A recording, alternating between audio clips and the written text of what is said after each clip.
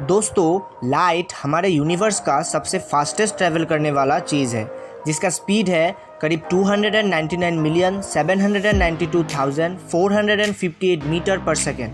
और आप ज़रा इमेजिन कीजिए इसके स्पीड को कि ये कितना ज़्यादा फास्ट और इंस्टेंट है। जब आप अपने रूम के स्विच को ऑन करते हैं तब इंस्टेंटली रूम के हर कोने में लाइट बीम्स पहुंच जाता है और ये इतना फास्ट होता है कि हमारे ब्रेन को कुछ सोचने तक का मौका नहीं मिलता। लाइट की इसी स्पीड के लिए आज लाइट स्पीड कम्युनिकेशन संभव हो पाया है, जिसके मदद से आप अपने घर पे बैठकर हमारे प्लेनेट के किसी भी कंट्री में मौजूद किसी भी पर्टिकुलर पर्सन से इंस्टेंटली कम्युनिकेट कर सकते हो। और अगर आप भविष्य में कभी लाइट के स्पीड से चलने वाले किसी कार या फिर किसी ट्रेन पे सवार होते हैं तो आप करीब 1 सेकेंड में 7 बार हमारे प्लैनेट के चक्कर लगा सकते हो। 19वीं सेंचुरी के महान साइंटिस्ट अल्बर्ट आइंस्टाइन के मुताबिक लाइट का स्पीड हर जगह पे कांस्टेंट होता है और कोई भी ऑब्जेक्ट लाइट के स्पीड से ज़्यादा तेज़ ट्रैवल नहीं कर सकता है।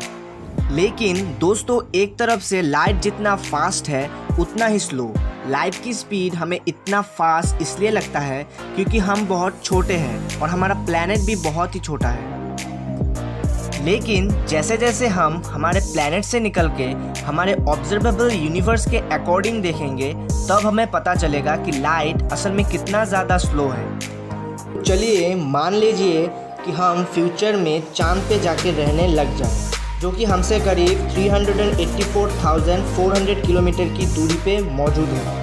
तो उस टाइम पे अगर चांद पे रहने वाला कोई व्यक्ति हमारे धरती पे रहने वाले किसी को कोई इन्फॉर्मेशन भेजता है तो उस इन्फॉर्मेशन को चांद से धरती तक पहुंचने में 2.51 सेकेंड तक का समय लग जाएगा। तो मतलब कि लाइट को हमारे अर्थ और मून के बीच का डिस्टेंस को कवर करने में करीब 2.51 सेकेंड का समय लगता है। तो इसका मतलब ये है कि आप रात में जिस चांद की रोशनी को देखते हैं वो उस पर्टिकुलर टाइम से 2.51 सेकेंड पहले का है। और उसी तरह सूरज से रोशनी को हमारे धरती तक पहुंचने में 499 सेकेंड तक का समय लगता है। तो इसका मतलब ये है कि सुबह आप अपने आँखों से सूरज की जिस रोशनी को देख पाते हो वो उस पर्टिकुलर टाइम से 499 सेकेंड पहले का है। और इसका मतलब लाइट को सूरज से पृथ्वी तक का दूरी को, जो कि है करीब 149.6 मिलियन किलोमीटर, उसे कवर करने में 499 सेकेंड तक का वक्त लगता है। और क्या आप जानते हैं कि 2011 में नासा द्वारा मार्स में भेजा गया क्यूरियोसिटी रोवर को अपने डेटा को अर्थ तक भेजने में हाईएस्ट 22 मिनट 24 सेकेंड का समय लगता है, जब मार्स हमारे अर्थ से सबसे ज़्यादा दूर होता है।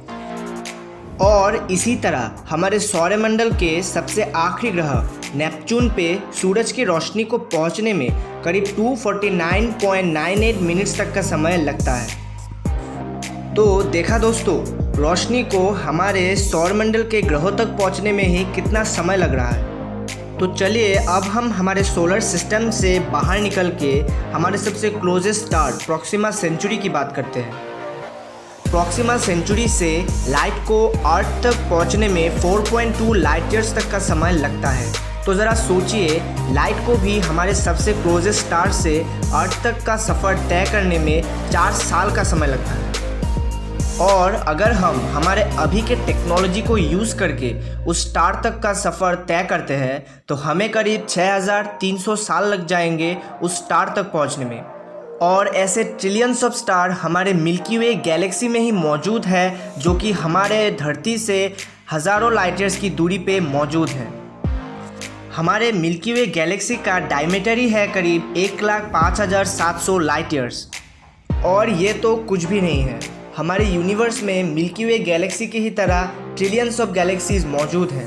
हमारे मिल्की वे गैलेक्सी का सबसे करीबी गैलेक्सी है एंड्रोमेडा गैलेक्सी, जो कि हमारे गैलेक्सी से 2.5 मिलियन लाइट ईयर्स की दूरी पे मौजूद है।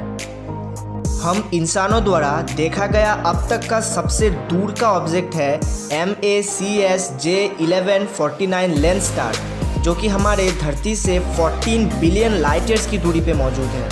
क्या आप इमेजिन कर सकते हो और इसीलिए आज हम उस स्टार की जिस इमेज को देख पा रहे हैं वो तो 14 बिलियन साल पहले का इमेज है, क्योंकि लाइट को भी वहाँ से हम तक आने में 14 बिलियन साल का सफ़र तय करना पड़ा है।